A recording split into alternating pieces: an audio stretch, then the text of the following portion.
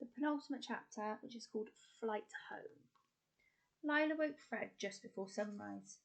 The light was blue-grey, and her face was gaunt. She looked closer to 80 years older than 12. "You have to make sure he gets there, Fred," she said. She took hold of his arms and dug her nails into it to make sure he was listening. "You don't have a choice." Fred could feel the heat radiating from her skin, the heat of hope and desperation and love. "I know that," he said. He barely had time to splash water on his face before the explorer was calling them. "Quick, all of you!" He stood in the middle of the stone city in a patch of sun, the light shining on the scales of his signet ring. "It's time." They gathered around the aeroplane, just as they had in the airfield. It felt, Fred thought, like years ago. They were all four of them less neat now. Their clothes were burned, mud-covered, fish-flavoured, torn. Their faces and hands were covered in mosquito bites and scratches. They were slightly thinner, slightly rangier, slightly tougher. Lila's hands were shaking as she took Bacca and draped him over the explorer's neck.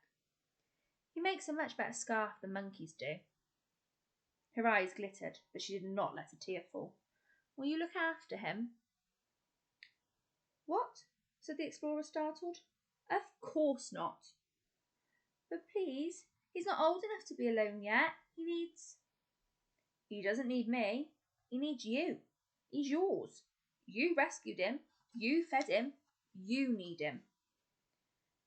"But my parents—" "Your parents will understand. They will see these are not ordinary circumstances." He placed Bacca just below her shoulder, as if affixing a medal. "You belong to each other." The explorer lifted Max and laid him in the back seat. "Comfortable?" Max's eyes were closed and his breathing was very shallow. His fingers had begun to swell. "Not long now, little cataclysm." He touched Max's head and turned to Lila. "He is a very loud enigma, but I am glad to have met him. Very glad." "He loved you," said Lila. "Loves you," she corrected herself, blanching. The explorer swallowed, then nodded. He cupped his hands for her foot, and she climbed into the plane, cradling Max in her lap. "Listen." He looked down at Max's flushed cheeks. "When you get home, tell them how large the world is and how green, and tell them that the beauty of the world makes demands on you. They will need reminding. If you believe the world is small and tawdry, it is easier to be so yourself. But the world is tall and so beautiful a place. And all of you, do not forget that, lost out here, you were brave, even in your sleep. Do not forget to take risks. Standing ovations await your bravery." Con swallowed. "But I'm afraid," she whispered. The explorer nodded, scarred and dusty, a matter of fact. "You are right to be afraid. Be brave anyway." He held out a hand to Con, and she took it like a queen and climbed into the plane. She squeezed in next to Lila on the back seat. Together they arranged Max across their laps. The explorer looked at Fred for a long moment, then jerked his head towards the front seat. Fred swung up into the plane. "Lila, hold Max steady. I'm about to shut the door." He slammed shut the yellow tin door of the plane and fixed the catch. "And one more thing. Remember, if you learn nothing else, remember to check daily for maggots. I once had an entire colony in the crook of my elbow." "In your elbow?" Fred's brain spun a full circle. "Exactly so. It was a terrible blow to my vanity." He turned to go. Fred's eyes stretched wide.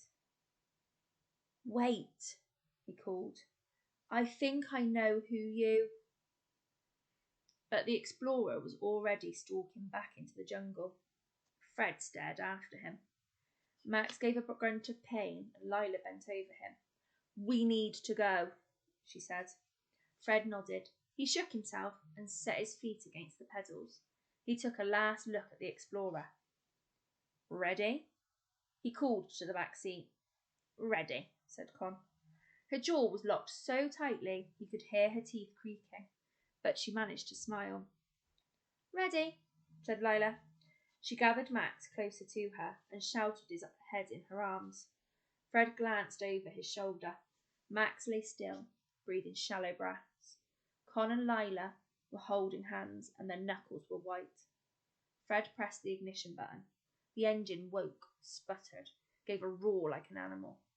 He pulled back on the throttle and steered the nose of the plane straight towards Thea and towards home.